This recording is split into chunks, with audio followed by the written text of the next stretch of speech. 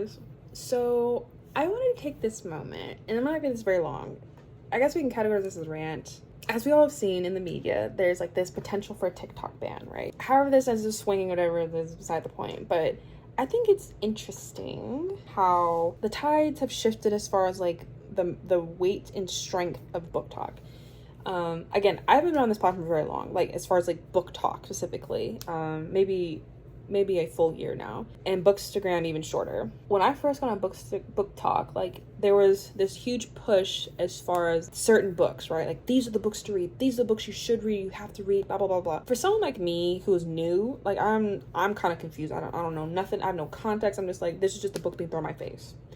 Okay, whatever, you know, like, again, I'm not someone that likes, I don't do clickbait. I don't like clickbait stuff, especially if here's how I feel.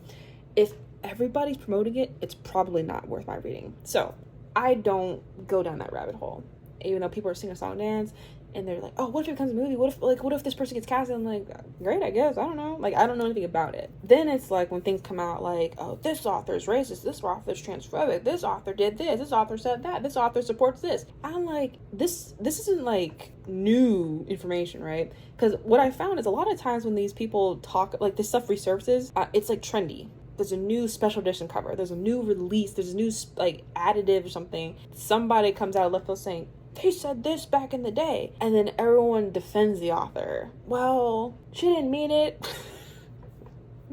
Or something stupid, and it's like,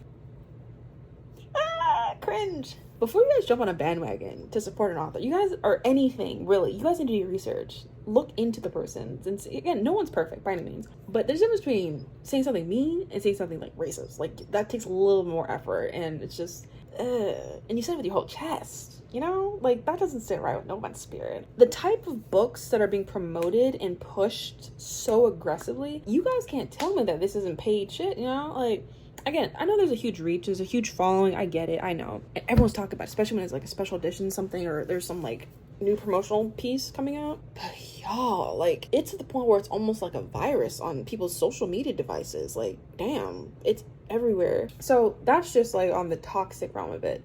The back end of it we're talking about, that I was want to discuss, is like the books that people like sensationalize, hype up so much. It's like, it's not giving what they said it's giving, right? And this is different things. Like someone could say this book was amazing, the plot was superb, the writing was fantastic, it was spellbinding, right? These are really big punch words, really like driving home like this is a great book. And then you read it and it's like, grammatically, this was really hard to get through, or the plot line was so superficial it wasn't enjoyable because it was so predictable, or the characters are just bland, you know, like there wasn't anything special about them. And then you go into like the trope genre specifics, and it's like someone could say, and again, this one's a little more touchy because everyone has different gauges of how they view things.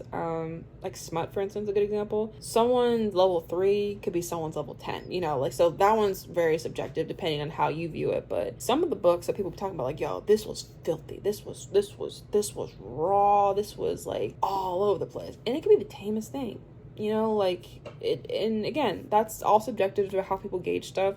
But it's like, all this to say that like book talk really has me not trusting people in their recommendations, because one, like, why would you trust a recommendation from a stranger, you know? One, like, and then two, it's like, are you guys paid to promote this? Is this a genuine review, or just because like it's a trendy thing and you want to feel like you're part of the group? I don't want to say like I go out of my way to avoid trendy stuff, but at the same time, it's like I always like have my reservations, because a lot of stuff that is trendy for a reason, because it's I don't say bland, but like it's so like it's palatable enough that there's a smidge of something that's taboo in it that will get people to talk and be like, oh my god, like this book was amazing, because it's something that's just a little bit out of the comfort zone, right, of what's deemed normal in societal standards, within the realm of respectableness for people to be able to read on a massive scale.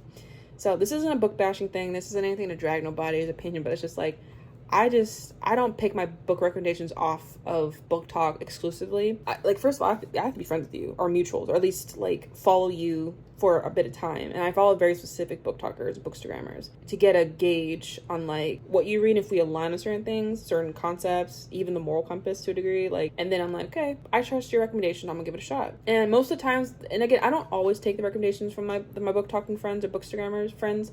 But most of the time when I do take the recommendations, they aren't wrong. They don't miss. So again, like, you know, obviously read what you want to read, but at the same time, don't be a sellout. Just don't be a sellout. And I know that's like so bland and vague to say, but it's just like, there's so many people who just have FOMO, especially with books and trendy things, that they will sit here and blast through it and not have an opinion of their own, but they want to be part of the sensationalized group. So read to enjoy, read to have fun, and read to like have the experience. Don't feel like you have to belong. It's okay to not belong. It's okay to have your own opinions. It's okay to think for yourself.